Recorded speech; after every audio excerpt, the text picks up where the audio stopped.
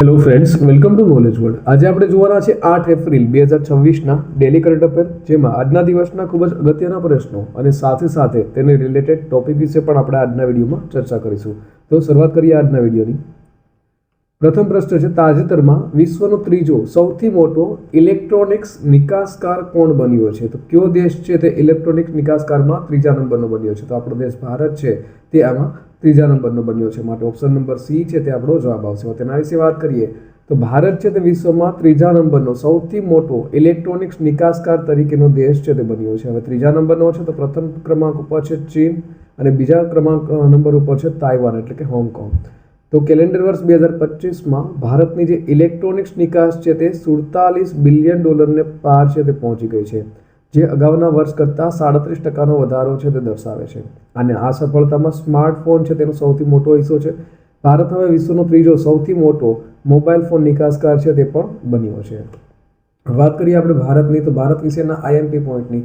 તો ભારતીય નૌકાદળે હાલમાં જ હોર્મુઝ સ્ટ્રેટ દ્વારા ભારત આવતા જહાજોને સુરક્ષિત રાખવા માટે ઓપરેશન ઉર્જા છે તે શરૂ કર્યું છે. આ આપણા માટે આઈએમપી છે કે ભારતે કયું ઓપરેશન છે તે શરૂ કર્યું છે. તો હોર્મુઝ સ્ટ્રેટ દ્વારા જે ભારત આવતા જહાજો છે તેને સુરક્ષિત રાખવા માટે આ ઓપરેશન ઉર્જા છે તે શરૂ કર્યું છે.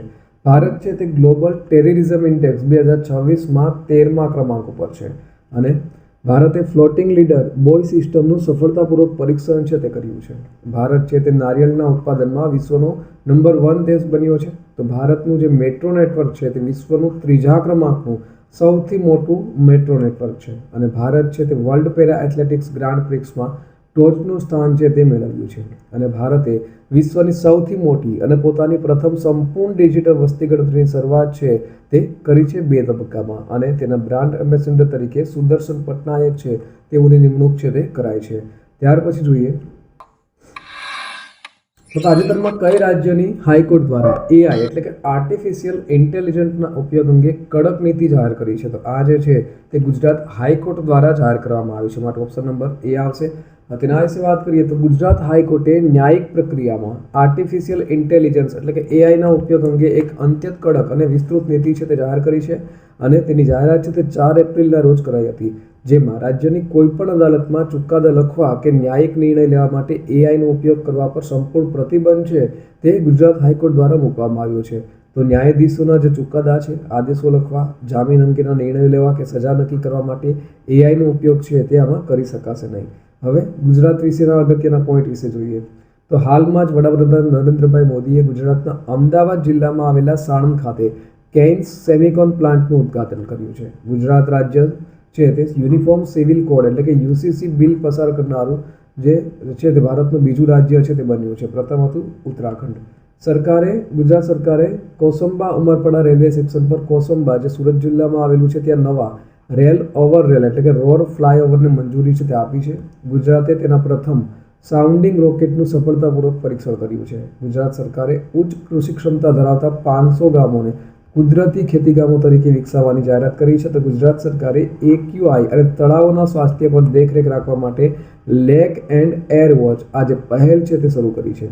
અને ગુજરાત સરકારે હરસ્ટાર્ટ 5.0 નામની એક મહત્વપૂર્ણ પહેલ છે તે શરૂ કરી છે.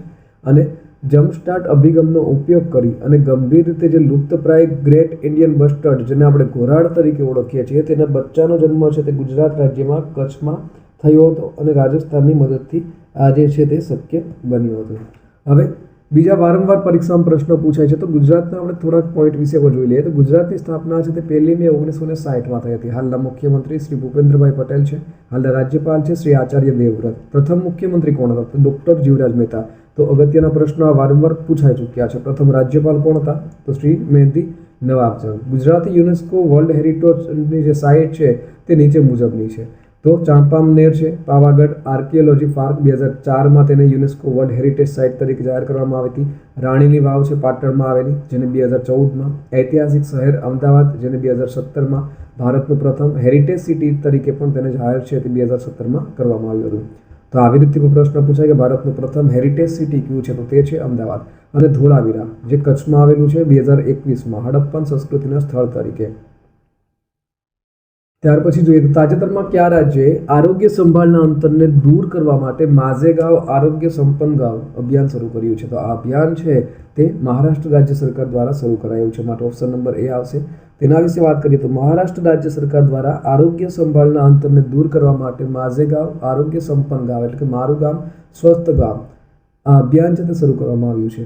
અને આ અભિયાનનો હેતુ શું છે? તો કે ગ્રામીણ વિસ્તારોમાં આરોગ્ય સુવિધાઓ મજબૂત કરવી, જેથી લોકોને પ્રાથમિક સારવાર માટે શહેરોમાં ન જવું પડે. અને તેનો અમલવારી છે તે 1 એપ્રિલ 2026થી અમલમાં આવ્યું છે. હવે મહારાષ્ટ્રના આઈએમપી પોઈન્ટ વિશે વાત કરીએ તો હાલમાં જ નાગપુરમાં ઓલ ઇન્ડિયા પોલીસ ડ્યુટીનું જે મીટનું આયોજન છે તે કરવામાં આવ્યું હતું. ગાય આધારિત અર્થતંત્ર પર ભારતનું સૌથી મોટું વૈશ્વિક સમિટ છે ગૌટેક, તે પુણેમાં યોજવામાં આવ્યું હતું, જે મહારાષ્ટ્રમાં આવેલું છે. મહારાષ્ટ્રમાં બીમસ્ટેક યુવા વ્યાવસાયિકતા વિનિમય કાર્યક્રમનું આયોજન કરવામાં આવ્યું હતું. મહારાષ્ટ્ર સરકારે ધર્મ સ્વતંત્રતા બિલ 2026 છે તે રજૂ કર્યું છે. અને મહારાષ્ટ્ર સરકારે સાસુન પોર્ટના આધુનિકીકરણ માટે 3 ફિનિશ કંપનીઓ સાથે સમજૂતી કરાર પર હસ્તાક્ષર છે તે પણ કર્યા છે. વાત કરીએ આપણે મહારાષ્ટ્ર, તો મહારાષ્ટ્ર જેને તમે ભારતના નકશામાં તેનું સ્થાન જોઈ શકો છો, તેની પણ સ્થાપના 1 મે 1960માં થઈ હતી, જેને મહારાષ્ટ્ર રાજ્ય સ્થાપના દિવસ તરીકે ઓળખવામાં આવે છે. હાલના મુખ્યમંત્રી છે દેવેન્દ્ર ફડણવીસ, હાલના રાજ્યપાલ છે જે શ્રી જિષ્ણુદેવ વર્મા, પ્રથમ મુખ્યમંત્રી હતા શ્રી યશવંતરાય ચૌહાણ અને પ્રથમ રાજ્યપાલ શ્રી શ્રી પ્રકાશ. મહારાષ્ટ્ર છે તે ભારતનું સૌથી વધુ યુનેસ્કો સાઇટ ધરાવતું રાજ્ય છે. આ આપણા માટે આઈએમપી છે, બરોબર, તો સૌથી વધારે છે તે સાઇટ ધરાવે છે. હવે ગેટ વે ઓફ ઇન્ડિયા, તો આ પ્રશ્ન છે તે પણ પૂછાઈ ચૂક્યો છે. તો ગેટ વે ઓફ ઇન્ડિયા છે તે ક્યાં આવેલું છે? તો કે મુંબઈનું પ્રવેશદ્વાર તરીકે ઓળખાય છે અને મુંબઈમાં આવેલું છે. ત્યાર પછી જોઈએ તો રાયગઢ કિલ્લો, જે મરાઠા સામ્રાજ્યનું ગૌરવ અને છત્રપતિ શિવાજી મહારાજાની રાજધાની છે, આ પણ આઈએમપી છે અને પરીક્ષામાં અગાઉ પણ પૂછાઈ ચૂક્યા છે. મહાબળેશ્વર, જે પ્રખ્યાત હિલ સ્ટેશન છે અને કૃષ્ણા નદીનું ઉદ્ગમ સ્થાન છે. અને લોનાર સરોવર, તો ઉલ્કાપાતથી બનેલું ખારા પાણીનું કુદરતી સરોવર છે. આ પ્રશ્ન છે તે પણ આઈએમપી છે અને પૂછાઈ ચૂક્યો છે કે ઉલ્કાપાતથી બનેલું ખારા પાણીનું કુદરતી સરોવર કયું છે? તો તે છે લોનાર સરોવર. નેક્સ્ટ જોઈએ તો નાણાકી પાટનગર, મુંબઈ છે નાણાકી પાટનગર છે અને ભારતનું આર્થિક હૃદય અને આરબીઆઈ છે તેનું હેડક્વાર્ટર છે. આરબીઆઈ શું છે? તો આરબીઆઈ છે એટલે કે રિઝર્વ બેંક ઓફ ઇન્ડિયા. તો રિઝર્વ બેંક ઓફ ઇન્ડિયા, તો રિઝર્વ બેંક ઓફ ઇન્ડિયાના જે પ્રથમ ભારતીય ગવર્નર હતા તે હતા સીડી દેશમુખ. અત્યારે કેટલામાં ગવર્નર છે? તો અત્યારે છે 26માં ગવર્નર. અને કોણ છે? તો તે છે સંજય મલ્હોત્રા. નેક્સ્ટ જોઈએ તો ઔદ્યોગિક હબ, તો ઓટોમોબાઈલ અને આઈટી ક્ષેત્રે Pune Oxford of the East તરીકે ઓળખાય છે. કૃષિ એટલે કે ભારતનું જે વાઇન કેપિટલ છે તે નાસિક છે અને હાફૂસ કેરી માટે રત્નાગિરી છે તે જાણીતું છે. અને ગણેશ ઉત્સવ છે તે અહીંનો સૌથી મોટો સાંસ્કૃતિક ઉત્સવ છે. ત્યાર પછી જોઈએ તો તાજેતરમાં વિશ્વ આરોગ્ય દિવસ ક્યારે ઉજવવામાં આવ્યો? તો દર વર્ષે વિશ્વ આરોગ્ય દિવસ છે તે 7 એપ્રિલના રોજ ઉજવાય છે, માટે ઓપ્શન નંબર ડી આવશે. તેના વિશે વાત કરીએ તો વર્લ્ડ હેલ્થ ડે જે 7 એપ્રિલના રોજ ઉજવવામાં આવે છે અને આ વર્ષની થીમ કઈ છે? તો together for health stand with science, એટલે કે ટુગેધર ફોર હેલ્થ એટલે તંદુરસ્તી સાથે અને સાયન્સ એટલે કે વિજ્ઞાનની સાથે. અને વિશ્વ આરોગ્ય સંસ્થા એટલે કે WHOની સ્થાપના છે તે 7 એપ્રિલ 1948માં થઈ હતી અને એટલા માટે થઈ અને 7 એપ્રિલે આ જે દિવસ છે વિશ્વ આરોગ્ય દિવસ તેની ઉજવણી થાય છે. અને તેની યાદમાં પ્રથમ વખત 1950માં વિશ્વ આરોગ્ય દિવસ છે તેની ઉજવવાની શરૂઆત છે તે કરવામાં આવી હતી. અને ત્યાર પછી જોઈએ અગત્યના દિવસો વિશે, તો 1 એપ્રિલ ઉત્કલ દિવસ અથવા તો ઓડિશા દિવસ તરીકે ઓળખાય છે. આરબીઆઈનો સ્થાપના દિવસ છે તે પણ 1 એપ્રિલ છે અને CBL સ્થાપના દિવસ છે તે પણ 1 એપ્રિલ છે. 2 એપ્રિલે વિશ્વ ઓટિઝમ જાગૃતિ દિવસ ઉજવાય છે. 4 એપ્રિલના રોજ આંતરરાષ્ટ્રીય ખાણ જાગૃતિ દિવસની ઉજવણી થાય છે. તો 5 એપ્રિલે રાષ્ટ્રીય દરિયાઈ દિવસ ઉજવાય છે. 6 એપ્રિલે વિકાસ અને શાંતિ માટે આંતરરાષ્ટ્રીય રમતગમત દિવસની ઉજવણી છે તે કરવામાં આવે છે. તાજેતરમાં કયા ભારતીય ખેલાડીને એશિયન સ્ક્વોશ ફેડરેશન એવોર્ડ 2026માં men's player of the year તરીકે એવોર્ડ છે તે એનાયત કરવામાં આવ્યો છે? તો આ જે એવોર્ડ છે તે અભયસિંહને આપવામાં આવ્યો છે, માટે ઓપ્શન નંબર એ આવશે. તેના વિશે વાત કરીએ તો આ સ્ક્રીન ઉપર જોઈ શકો છો, આ છે ભારતીય સ્ક્વોશ ખેલાડી અભયસિંહ અને તેઓને ASF એટલે કે એશિયન સ્ક્વોશ ફેડરેશન એવોર્ડમાં men's player of the year એનાયત કરવામાં આવ્યો છે. અને વિશ્વમાં 25મો ક્રમાંક ધરાવે છે અભયસિંહ અને તેઓએ તાજેતરમાં ઇન્ડિયન ઓપન 2026નું ટાઇટલ છે તે પણ જીત્યું છે. અને મહિલાની વાત કરવામાં આવે તો 18 વર્ષીય જે ભારતીય ખેલાડી અનાહત સિંહ છે તેને girls player of the year તરીકે જાહેર છે તે કરવામાં આવ્યા છે. અને અગત્યના બીજા એવોર્ડની વાત કરવામાં આવીએ તો અરુંધતી રોય, જેઓને યુએસએનો national book critics circle award છે તે મળ્યો છે. વર્લ્ડ આર્ચરીએ શીતલ દેવી છે તેને para Archer of the year તરીકે એવોર્ડથી સન્માનિત કર્યા છે.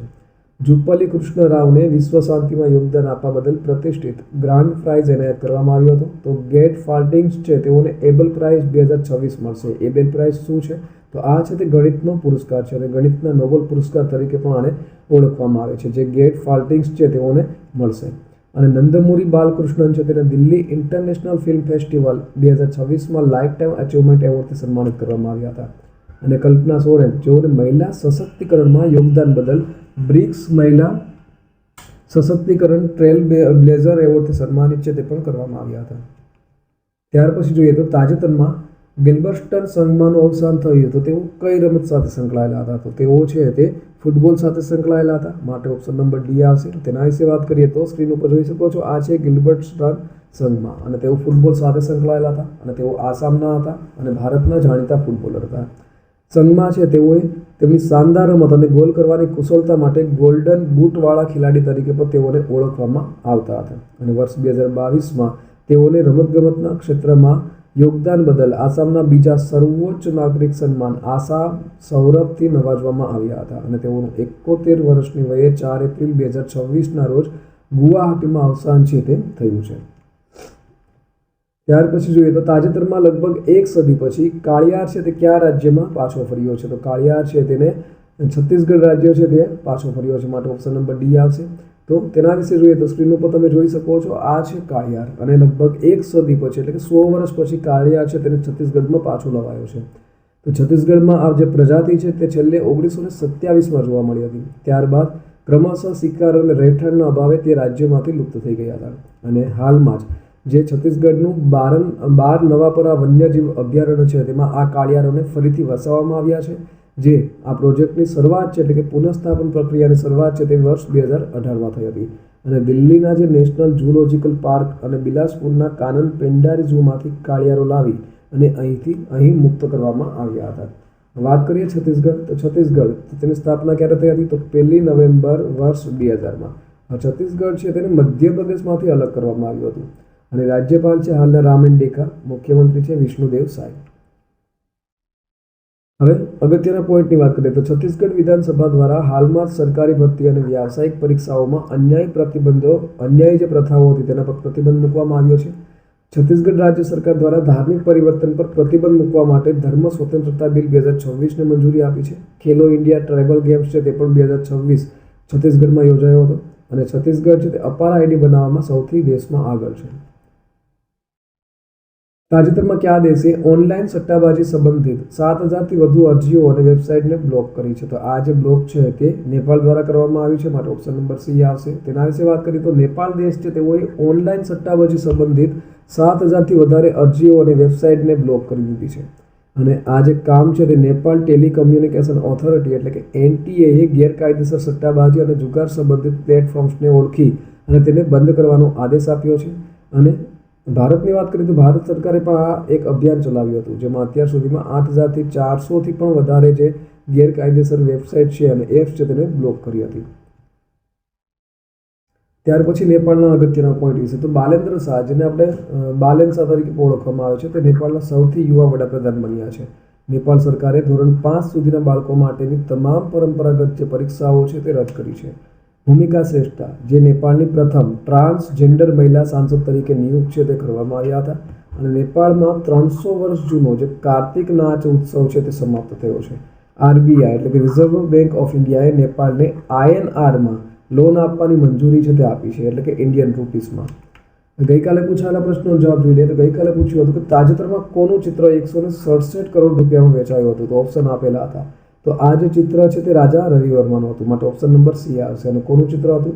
તો બાલકૃષ્ણ અને યશોદા માતાનું આ જે ચિત્ર હતું અને તે 167 કરોડમાં વેચાયું હતું. અને આ અગાઉ જે M.F. હુસેનનું ચિત્ર હતું તેનો રેકોર્ડ છે તે તોડ્યો હતો. એનું ચિત્ર છે તે 118 કરોડમાં વેચાયું હતું. ત્યાર પછી જોઈએ આજનો સવાલ. તો આજનો સવાલ છે તાજેતરમાં નાસાના ચંદ્ર મિશન આર્ટેમિસ 2નો ભાગ બનવા માટે પસંદ કરાયેલ મહિલા અવકાશયાત્રી કોણ છે? તો ઓપ્શન આપેલા છે. ઓપ્શન નંબર એ છે કેથરીન બનેલ, સોફી એડેનોટ, ક્રિસ્ટીના કોચ અને એક પણ નહીં. તો આનો સાચો જવાબ કોમેન્ટ બોક્સમાં કોમેન્ટ કરી અને જણાવવાનો રહેશે. તો આજ સાથે આજના દિવસનો વિડીયો પૂર્ણ થાય છે.